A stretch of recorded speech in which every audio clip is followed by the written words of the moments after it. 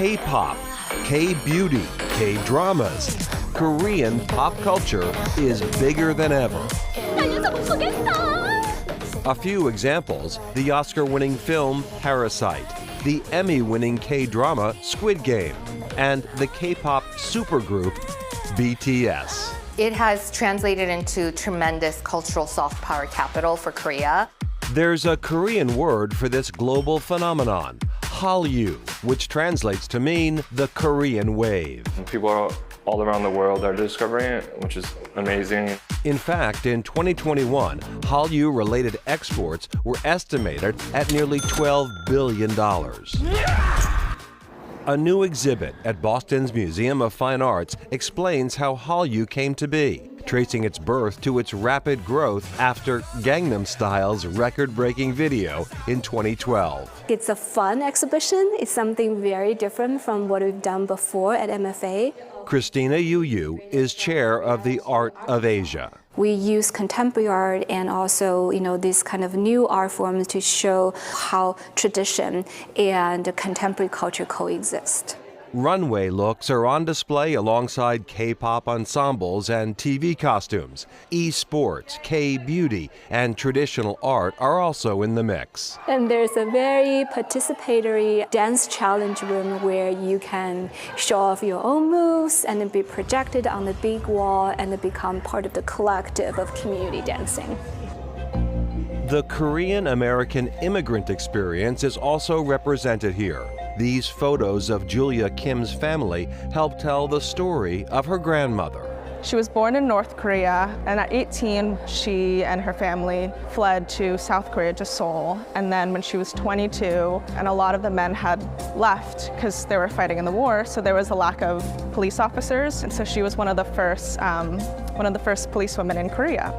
Hallyu, the Korean wave, first debuted in 2022 at the Victoria and Albert Museum in London. Its creator, Rosalie Kim, wanted to bridge the gap between old and new impressions of Korea. The older audience remembered Korea as a third world country, and they had a hard time computing that Korea has become this global trendsetter today. And then on the other hand, I had very young audience who are all about K-pop and K-drama, but they didn't necessarily know much about Korean culture or Korean history. And so I thought it would be nice to have an exhibition that would address all these facets.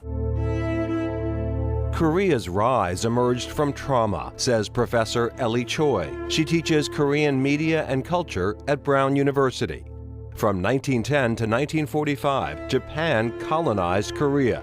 Then came the Korean War, which split North and South. Korea is remarkable in the speed at which it modernized after the devastation of the Korean War in 1953. Hallyu's groundwork was laid after the Asian financial crisis of 1997.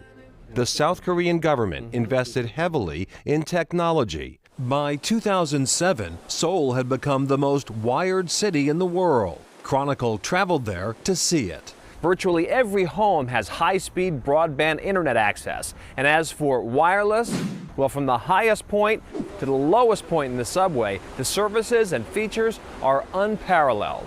Just opened up my phone, and I immediately have television. Of course, the first thing I went to was Channel 5. Channel 5 here is something different. There's a movie on right now.